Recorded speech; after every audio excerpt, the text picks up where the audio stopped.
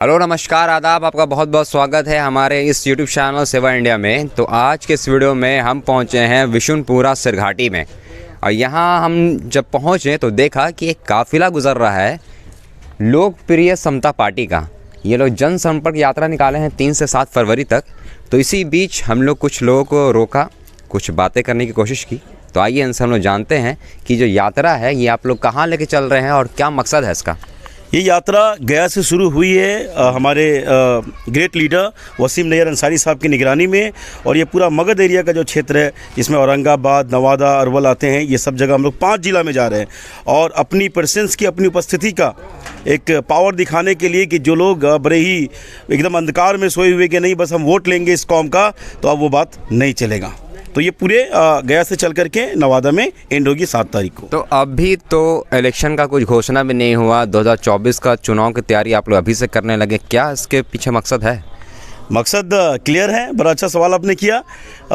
इसके लिए क्योंकि प्रिपरेशन पहले की जाती है, और चूँकि अगर एकदम इलेक्शन के नज़दीक अगर हम लोग कुछ करें तो हमें कुछ ए टीम बी टीम ऐसा बोलता है, तो वो कुछ नहीं। ये 5 साल से चल रहा था और अब पार्टी बन गई, तो हम लोग अभी से शुरू हैं ताकि अपने लोगों को एक कर सके, और अपने लोगों के साथ जो हमारे दूसरे भी बिरादरी से जो लोग ओपन माइंडेड है वो सब उनका भी वेलकम है, ताकि एक बड़ा ही स्ट्रॉन्ग शो दिखा सके।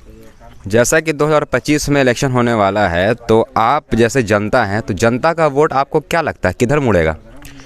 देखिए, जनता तो बहुत पावरफुल है डेफिनेटली, और बहुत सारे लीडर्स हैं जो अलग अलग तरीके से चीज़ों को प्रेजेंट करते हैं और उसको एकदम यकीन मान लेती है जनता। मेरी मतलब हम लोग की भोली भाली जनता जिसमें हम लोग भी आते हैं, तो इसी चीज़ को मिस गाइड ना हो हमारी जनता, तो हम लोग घर घर जाके बातें करेंगे। बिल्कुल हम लोग नए हैं तो हमें उतना यकीन नहीं करेंगे, लेकिन अपनी चीज़ों को, ऑनेस्टी को, जो एक नॉर्मल तरीके से हम लोग पार्टी बनाए वो बताएंगे। और जयप्रकाश नारायण साहब ने भी कहा था ना कि आप इलेक्शन में खर्च कम से कम करें, तो वो चीज़ करके एक सिंपल इंसान, जो इंसान बेबाक हो, जो हक की बातें करे, जो न्याय की बातें करे, उनको भी हम लोग कैंडिडेट बनाने का काम करेंगे। तो जो पार्टी का झंडा लेकर घूम रहे हैं, तो क्या आपकी पार्टी इलेक्शन लड़ेगी 2025 में? बेशक, इसमें कोई शक नहीं।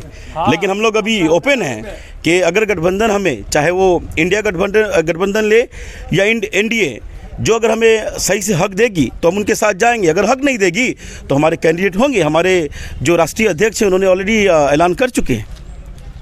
तो मतलब 2025 में आप भी दावा रख रहे हैं कि आपकी पार्टी भी है, राजनीतिक पार्टी मतलब उभर के आएगी और इलेक्शन लड़ेगी। तो हट के सवाल है कि अभी जो नीतीश कुमार ने जो फैसला लिया, क्या उनके फैसले से आप सहमति रखते हैं? मतलब उन्होंने राजा छोड़ा, उसके फिर जाके बीजेपी में ज्वाइन हो गए। सर, आप भी एक बहुत ज्ञान रखते हैं क्योंकि रिपोर्टिंग करते हैं।